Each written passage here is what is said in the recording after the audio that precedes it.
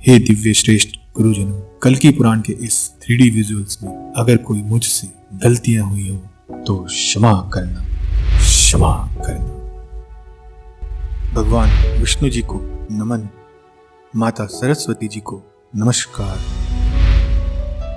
हर युग का एक प्रभाव होता है जो हर प्राणी, हर जीव, हर किसी वस्तु पर होता है।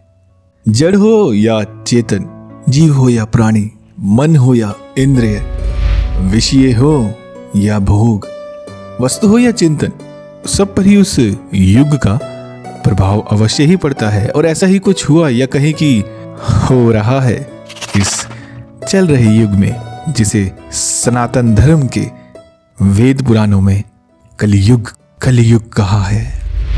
कल्कि पुराण में सूत जी ने बताया है, जब चौथे चरण में कलयुग अपना साम्राज्य इस धरती पर पूरी तरह से फैला चुका, तो मनुष्य हवन यज्ञ भूल के, नाम कीर्तन भूल के, मनुष्य ईश्वर को भी भूल गए। और जब मनुष्य ईश्वर को ही भूल गए तो प्रभाव में आने की बारी थी अब देवताओं की, क्योंकि इन सबका लोप होने पर देवतागण निराहार हो गए और आहार ना मिलने के कारण सभी देवतागण धरती माता को आगे कर सृष्टिकर्ता ब्रह्मलोक में ब्रह्मा जी की शरण में गए। नमस्कार दोस्तों, स्वागत है आपका दर्शन कथा कहानियां पर। नमस्कार दोस्तों। ब्रह्मलोक में पहुंचकर सभी देवताओं ने ब्रह्मा दादाजी का सादर अभिनंदन करते हुए सृष्टिकर्ता ब्रह्मा जी को कली के दोषों से होने वाली धर्म की हानि के बारे में, कलयुग है मेरा, युग है मेरा, कलयुग है मेरा, सब बताया। देवताओं की ये सब व्यथा सुनकर ब्रह्मा दादा बोले, मैं ब्रह्मा भगवान विष्णु जी की आराधना करके अब तुम्हारे सब मनोरथ को सिद्ध करूंगा। और ये कहकर ब्रह्मा जी सभी देवताओं के साथ उस निवास स्थान पर पहुंचे जहां की कथाएं हम सदियों से सुनते आए हैं। ये है हमारे पालनहार जो कर रहे हैं समस्त ब्रह्मांड का पोषण। एक ऐसे पुराण पुरुष जो आते हैं समय समय पर, हर रूप, हर युग में। ब्रह्मा जी और सभी देवगण गोलोक निवासी भगवान श्री हरि के धाम पहुंचे। वहां ब्रह्मा जी ने भक्ति भाव से श्री हरि जी की स्तुति की और इसके बाद देवताओं की सारी दुख गाथा बताई। हमारा समय है। श्री हरि जी ने अधर्म के द्वारा हुई सृष्टि में हानि और देवताओं की इस संकट को जब सुना तो उन्होंने ब्रह्मा जी से कहा, हे विभु, आप तो जानते ही हैं कि जब धर्म की हानि होती है और अधर्म बढ़ जाता है, तब मैं स्वयं को प्रकट करके अधर्म का विनाश करके धर्म की पुनः स्थापना करता हूं। और पृथ्वी पर तो धर्म लुप्त हो गया है, तो अब समय आ गया है धरती पर मेरे उस अवतार के होने का, जो कि 64 कलाओं से परिपूर्ण होगा। क्योंकि इस बार हमारे अधर्मी शत्रु कोई और नहीं, कलयुग के प्रभाव से प्रभावित हुए हमारे प्रिय मनुष्य ही है। कली की माया से इन्होंने कली को ही भगवान मानकर उसकी सेना में बढ़ चढ़कर हिस्सा लिया और मनुष्यों में पाप कर्म को बढ़ावा देके धरती पर अधर्म ने अपना साम्राज्य बढ़ा दिया। ऐसा कहकर उसके बाद श्री हरि ने ब्रह्मा जी और देवताओं से कहा, आप सभी देवगण अपने अपने अंश के सहित भूमंडल पर अवतार धारण करें।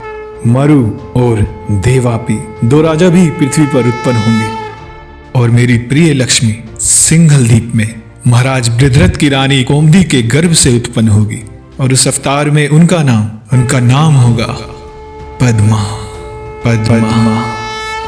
और मेरा अवतार भी संभल ग्राम में एक तेजस्वी ब्राह्मण विष्णु यश जी के यहाँ उनकी पत्नी सुमति जी के गर्भ से उत्पन्न होगा और हम 4 भाई उस कली को नष्ट कर डालेंगे और मेरे उस अवतार का नाम होगा कल की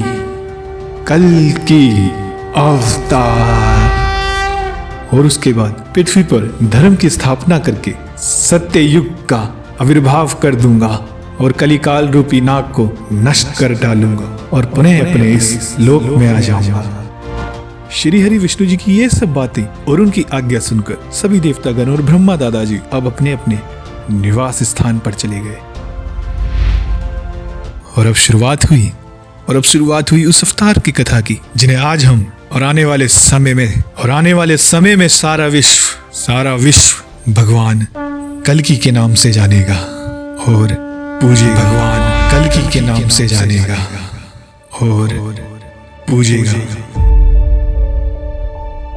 कल्कि पुराण में सूत जी ने इसके बाद ऋषियों को बताया, हे ऋषियों, भगवान विष्णु जी ने संभल ग्राम में अपना अवतार धारण किया और उस जगत पिता ने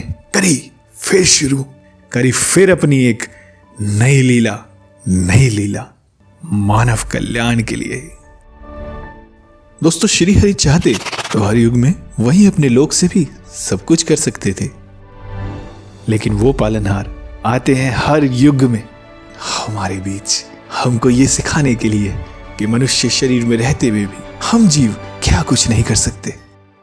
लेकिन अधर्म के सामने मनुष्य जब बेबस हो जाता है तो उस बेबसी में तब वो आते हैं, क्योंकि तब हमारी पुकार में वो होता है जिसे संत लोग भक्ति कहते हैं, भाव कहते हैं।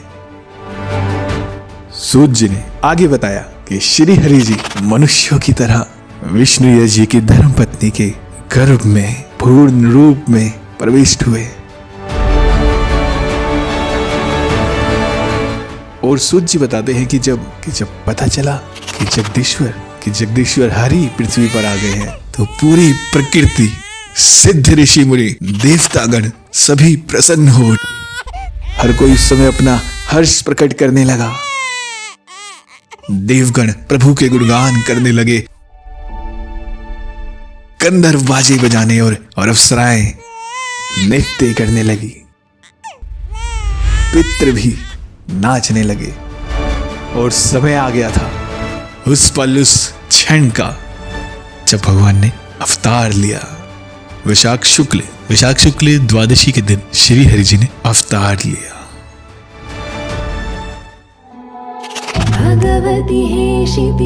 और उनके प्रकट होने पर सबसे पहले आई वो देवियां जो हम सबकी पूजनीय है, और उन्होंने किया वो कार्य जो एक शिशु के जन्म होते समय किया जाता है।